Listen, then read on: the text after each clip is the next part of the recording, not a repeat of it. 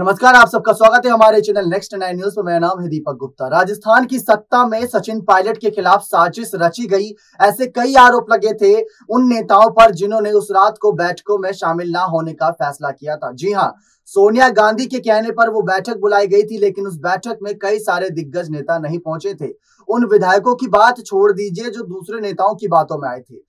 बात आई थी शांति धारीवाल, महेश जोशी और धर्मेंद्र राठौड़ जैसे 3 बड़े नेताओं की। अजय माकन पर भी यह आरोप लगाए गए थे कि वो पायलट कहीं ना कहीं खेमे का समर्थन कर रहे थे। दिव्या मदेरणा एक ऐसी नेता रही जिन्होंने खुलकर इन सब मामलों पर चुप्पी तोड़ी और सभी की पोल खोली।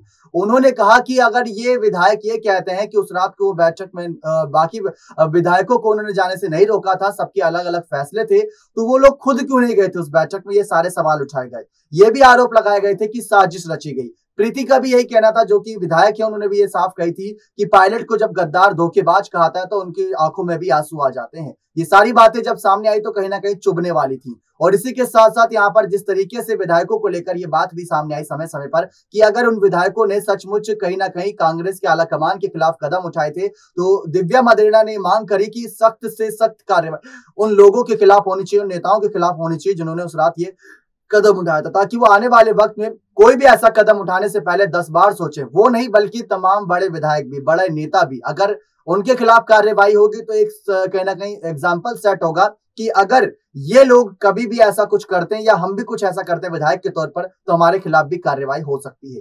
प्रीति ने जो बातें कही थी कि जिस तरीके से कहीं ना कहीं विधायकों का इस्तीफा उस रात अचानक से हुआ, हमें पता भी नहीं चला, तो दिव्या मदेरणा ने भी ये बातें कही थी कि साजिश रची गई थी। और कहीं ना कहीं ये सारी बातें सामने आई कि पायलट का समर्थन कर रहे कुछ विधायक तो गहलोत के खिलाफ यहाँ पर बातें कर रहे थे, लेकिन पायलट के खिलाफ तो पूरी फौज ही उतर गई थी।